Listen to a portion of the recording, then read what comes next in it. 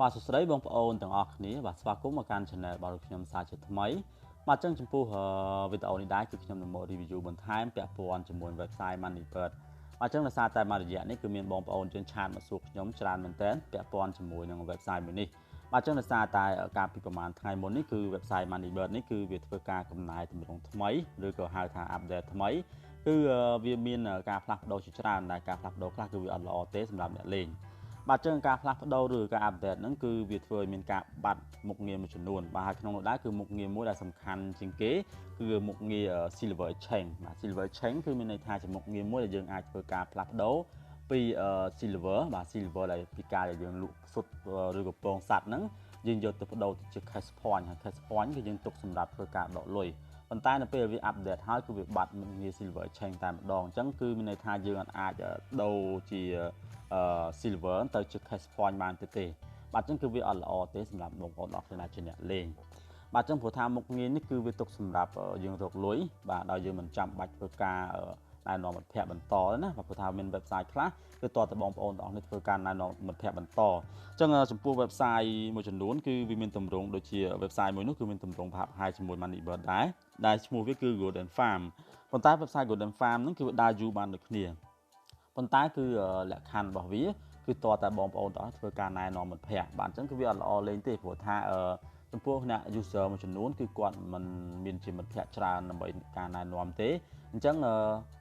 យើងអត់ល្អលេងទេតើតែយើងណែនាំមិត្តភ័ក្តិទៅយើងទទួលបានការដកលុយបាទអញ្ចឹងគឺវាអត់ល្អវាដូច GoldenTea ឬក៏ MoneyBird កាលពីមុនទេបាទ GoldenTea គឺគេមានមុខងារមួយគឺការពង្រីក stock energy បាទអញ្ចឹងគឺយើងទោះបីជាយើងមិនចាំបាច់ណែនាំមិត្តភ័ក្តិក៏យើងអាចរកលុយបានជាមួយវាដែរបាទ MoneyBird កាលពីមុនក៏ដូចគ្នាអញ្ចឹងគឺបងប្អូនទាំងគ្នាទោះជាយើងមិនមានមិត្តភ័ក្តិសម្រាប់ការណែនាំក៏យើងនៅតែអាចរកលុយបានជាមួយវាដែរគឺក្នុងមុខងារ Silver Exchange តែម្ដងគឺយើងអាចដូរពីសុទ្ធបាទសុទ្ធដែលយើងប្រមូលបានត្រង់ចំណុចនេះហ្នឹងយើងដូរទៅជា cash point ហើយយើងយក cash point ទៅបដូរទៅជាលុយបាទអញ្ចឹងមួយ cash point គឺស្មើនឹងមួយលុយរូបបាទដល់ពេលឥឡូវហ្នឹងគឺវាអាប់ដេតហើយគឺវាបាត់មុខងារតែម្ដងបាទអញ្ចឹងការពីប្រមាណដូចជាមួយឆ្នាំមុនក៏វាធ្លាប់កំណែតម្រង់ថ្មីម្ដងដែរហើយបាត់អានឹងដូចគ្នាប៉ុន្តែតាមរយៈការ support យើង support ទៅតាម website ដែលគេដាក់ឲ្យណាបងប្អូនចូលមើលកន្លែងនេះចូលឡើងពីថា about នេះមកបងប្អូននឹងឃើញ website ហ្នឹងហើយបងប្អូននឹងឃើញកន្លែងនេះតាមរយៈការ support ចាខ្ញុំក៏ធ្លាប់ចូលទៅ support ជាមួយ website នេះដែរហើយក៏មានបងប្អូនមួយចំនួនដែលគាត់លេងជាមួយ website ហ្នឹងគាត់ចូលទៅ support ដូចគ្នាគាត់សួរពីហេតុអ្វីបានជាបាត់មុខងារ exchange ហ្នឹងទៅ website នេះគេដាក់មកឲ្យវិញបាទប៉ុន្តែឥឡូវនេះគឺ support វាទៅរៀងយូរបន្តិចដោយសារតែកាលពីមុនគឺវាជា website មួយដែលគេដាក់ថា moneybird.com ប៉ុន្តែឥឡូវហ្នឹងគឺដូរទៅជា .org ចឹងការ support ហ្នឹងគឺខ្ញុំ support ប្រហែលជាមួយអាទិត្យហើយគឺអត់ទាន់មានការឆ្លើយតបមកវិញទេ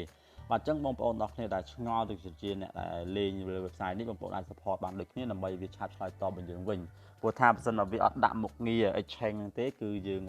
អត់ល្អលេងទេមានន័យថាយើងអត់ល្អលេងតែម្ដងជាមួយ website មួយនេះព្រោះថាយើងមិនអាចណែនាំមិត្តភ័ក្តិបានជារហូតទេព្រោះថាមិត្តភ័ក្តិគឺយើងមិនមែនជា YouTube ល្បីឬក៏បងប្អូនខ្លះគាត់ជា user ប៉ុន្តែគាត់ជា user ធម្មតាគាត់មិនមែនជាអ្នកធ្វើវីដេអូ review អញ្ចឹងគាត់មាន user ទេគាត់មានគាត់មានមិត្តភ័ក្តិដែលគាត់សម្រាប់ណែនាំទេអញ្ចឹងគាត់ត្រូវការលេងដើម្បីដកលុយធម្មតាជាការពង្រីក stock បាទអញ្ចឹងដល់ពេលវាបាត់មុខងារទៅគឺយើងអាចដកលុយបានតែម្ដងបាទអញ្ចឹងហើយម្យ៉ាងទៀតគឺខ្ញុំសូមណែនាំបងប្អូនទាំងនេះគឺសម្រាប់អ្នកដែលគាត់លេង MoneyBird នេះគឺកុំអាលតន់ដាក់លុយលេងនៅលើវាអីព្រោះថាឥឡូវហ្នឹងគឺវាអាប់ដេតថ្មីគឺវាបាត់មុខងារមួយហ្នឹងគឺវាអត់ល្អទេបាទតើតែមានមុខងារមួយហ្នឹងទើបយើងអាចលេងបានជាទូទៅធម្មតាដូច GoldenTea អញ្ចឹងបាទ GoldenTea គឺយើងអាចលេងបានធម្មតាយើងអាចពង្រីក stock បានធម្មតាគឺយើងមិនចាំបាច់ខ្វល់ក្នុងការណែនាំមិត្តភ័ក្តិទេបាទឥឡូវគឺបាត់មុខងារនឹងមួយប៉ុន្តែបងប្អូននៅតែអាចធ្វើការទិញបាក់សីលក់សុទ្ធបាក់សីបានដូចគ្នាអញ្ចឹងបាទប៉ុន្តែអាមុខងារ Silver Exchange ហ្នឹងគឺវាបាត់តែម្ដងអញ្ចឹងឃើញថាអាមុខងារហ្នឹងគឺវាសំខាន់ទោះបីយើងប្រមូលសុទ្ធលក់សុទ្ធគឺយើងអត់អាចយកទៅដូរបានជា cash point បានទេបាទអញ្ចឹង cash point គឺយើងបើយើងដកអត់បានគឺមានន័យថាយើងអាចដកលុយបានទេព្រោះថានៅក្នុង website នេះដើម្បីដកលុយបានគឺទាល់តែបងប្អូនទាំងអស់គ្នាមាន silver សម្រាប់ withdraw ហើយនឹង cash point អញ្ចឹងបងប្អូនទាំងគ្នាអាចដូរទៅជា cash point បានទេគឺមានន័យថាយើងអត់អាចដកលុយបានទេបាទអញ្ចឹងប៉ុន្តែមុខងារផ្សេងៗគឺវានៅដដែលគឺមុខងារប្រមូលសុទ្ធមុខងារលក់សុទ្ធគឺនៅដដែល គឺមុខងារដែលចាំបាច់ក្នុងហ្នឹងប៉ុន្តែបាត់មុខងារមួយដែលសំខាន់ខ្លាំងជាងគេបំផុតនៅក្នុង website នេះគឺមុខងារ silver exchange គឺមុខងារដែលយើងអាចដូរពី silver ទៅជា cash point បានបាទអញ្ចឹងគឺថាមុខងារនេះគឺបាត់តែម្ដងហើយខ្ញុំក៏អត់ទាន់ដឹងថាដល់ពេលណាគេដាក់មកវិញទេអញ្ចឹងបងប្អូនទាំងអស់គ្នាគឺជួយ support ទាំងអស់គ្នាទៅកន្លែង website នេះគេនឹងដាក់មុខងារនេះមកវិញបាទអញ្ចឹងខ្ញុំសូមបញ្ជាក់ភាសាទៀតចំពោះបងប្អូនដែលលេងជាមួយ MoneyBird នេះគឺកុំអាលទាន់ដាក់លុយលេងជាមួយវាអីព្រោះថាឥឡូវនេះគឺបាត់មុខងារនឹងមួយហើយអញ្ចឹងបងប្អូនអាចដកលុយបានទេហើយអញ្ចឹង website ហ្នឹងគឺវាឥឡូវហ្នឹងគឺយើងដឹងថាវានឹងទម្លាក់មុខងារសម្រាប់ធ្វើការដូរ silver ទៅ cash point វិញនៅពេលណាទេ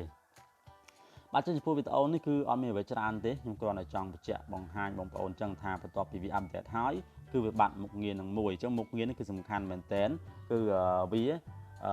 តើតើយើងលេងបាទអញ្ចឹងខ្ញុំអត់ទាន់ដឹងថាវានឹងទៅប្រហាក់ប្រហែលជាមួយនឹង Golden Farm ឬក៏រាប់ Coin Pro ទេព្រោះថា website ទាំងអស់នោះគឺតើតើយើងណែនាំមិត្តភ័ក្តិទៅយើងអាចដកលុយបានបាទប៉ុន្តែឥឡូវហ្នឹងគឺ MoneyBird គឺវាបាត់អាមុខងារសម្រាប់ដូរពី silver ទៅ cash point ហើយអញ្ចឹងខ្ញុំគិតថាប្រហែលជាវាបើវាមិនដាក់ឲ្យយើងវិញទេគឺវានឹងទៅតាមលំនាំ website ទាំងអស់នោះហើយគឺតើតើយើងណែនាំមិត្តភ័ក្តិទៅយើងអាចដកលុយបានអញ្ចឹងគឺវាអត់ល្អលេងតែម្ដងសម្រាប់ user ធម្មតាបាទចំពោះវីដេអូនេះគឺមិនមានអ្វីច្រើនទេខ្ញុំគ្រាន់តែចង់បង្ហាញបងប្អូនទាំងអស់គ្នាឲ្យអស់ចម្ងល់ឬក៏អស់សង្ស័យពាក់ព័ន្ធជាមួយនឹងការបាត់មុខងារ silver exchange មួយនេះបាទអញ្ចឹងចំពោះវីដេអូនេះគឺខ្ញុំសូមបញ្ចប់ទៅប៉ុណ្្នឹងហើយសូមអរគុណទៅដល់បងប្អូនទាំងអស់គ្នាដែលបានចំណាយពេលដ៏មានតម្លៃតាមដានទស្សនាវីដេអូរបស់ខ្ញុំតាំងពីដើមរហូតមកដល់ចប់សម្រាប់បងប្អូនដែលមានចម្ងល់អ្វីពាក់ព័ន្ធជាមួយ website នេះអាច comment ឬក៏អាចឆាតខ្ញុំផ្ទាល់តាមរយៈ Facebook page ដែលខ្ញុំដាក់ជូនបងប្អូននៅខាងក្រោមវីដេអូនេះផ្ទាល់តែម្ដងបាទអញ្ចឹងសូមអរគុណសូមគោរពលា